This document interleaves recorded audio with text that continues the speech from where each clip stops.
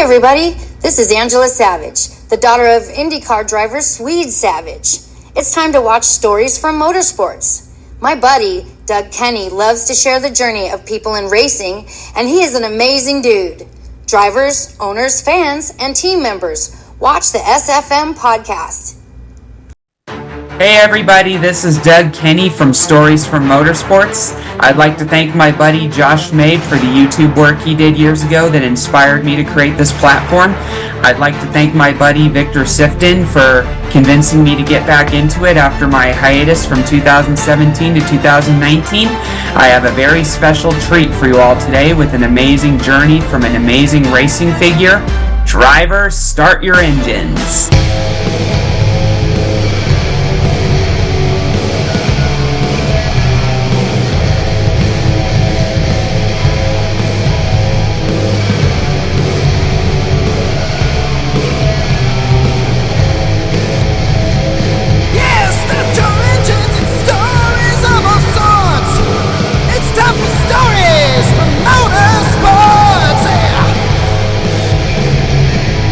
Hey everybody, this is Doug Kenny from SFM, and I'm with former Champ Car driver Christopher Kneifel with us. How you doing? I'm doing fantastic. It's nice to have the opportunity to meet with you and visit with you for a little bit, and we'll see what stories we'll get into.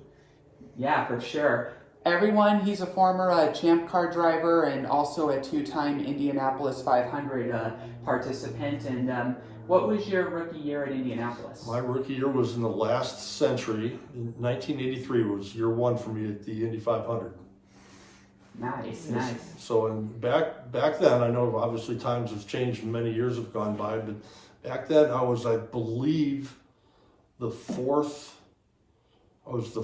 youngest IndyCar driver, and somewhere like in that 4 or 5 range for Indy 500 starters, like the fourth or fifth youngest.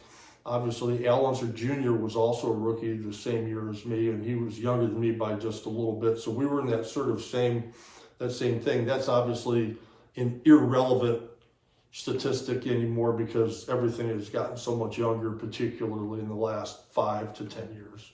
But it was at the time, you had to be 18 years old to even start racing cars in those days. So it was a much different landscape.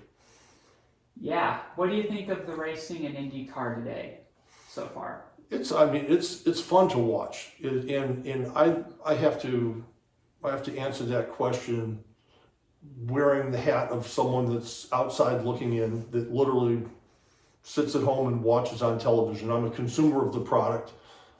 So the answer to your question is, I very much enjoy watching the races. I look forward to their broadcasts. I'm really looking forward to the Will Buxton edition with Hinch and Townsend. I think that'll be fun, and we'll see what Fox has to offer. But I love the racing. We could do a lot more than what you have time for today if I were to switch hats and share my thoughts and opinions in terms of really the nuts and bolts of what my opinions are in terms of how things are operating and all of that. That's a whole different subject. But in terms of my consumer hat, I'm a big fan of IndyCar racing, and I would encourage anyone that's not familiar with it to hopefully have the opportunity to tune into Fox at some point in the 2025 season and enjoy one of their broadcasts, because I'm sure they'll be good, and the racing is always compelling. Definitely is. I know that from experience with Nashville when I went to the very first IndyCar race there. That was a lot of fun. Yeah, no, that was a good show. Yeah, it was. Describe your first start in Indianapolis. Well, it was pretty good. It was nothing. The thing that I remember most is like everything that was told to me in terms of what to anticipate and what to expect in terms of race day in particular. We're talking about in terms of the magnitude of it all. It seemed for the months leading up to the month of May, and back in those days, it was indeed a real month of May. It actually started in April, and you were there really grinding for, a whole month. But nothing was overstated. Like any story that had been told was, after having lived through it, it was not oversold. It was, if anything, it was understated. I thought, and it was the kind of thing that at the time, I thought, these guys are crazy. It's like, it's not that big a deal. It can't be that big. And it was more than. So like my first reaction before I even got in the car that day, my first reaction was, crap, this is a big deal. And those are a lot of people. And this thing is nuts. And it was way more than what I had sort of pictured in my brain. Having said that, like everyone's story is probably the same. Every race car driver, that is. Once you get into the car and put the helmet and gloves on and your belts are done up, put your visor down, it all goes away. So it was an interesting thing that, that sort of few hours that was before going out to the grid and seeing all those people. But the whole thing was very surreal. Something that, it's one of those interesting things that some things in life you remember very clearly, and other things are maybe not so detail oriented. That's one of those days that could almost probably give you minute to minute. Like I remember, people that I spoke to, people I sat with and just was quiet next to, like the whole thing could replay in my brain. So it was a very interesting experience, and thankfully it was a pretty good day for me and the team. We did finish 12th. We had a bit of a misfire on and off. It was intermittent sort of in the last probably third of the race. It was nagging. It hurt our performance a little bit.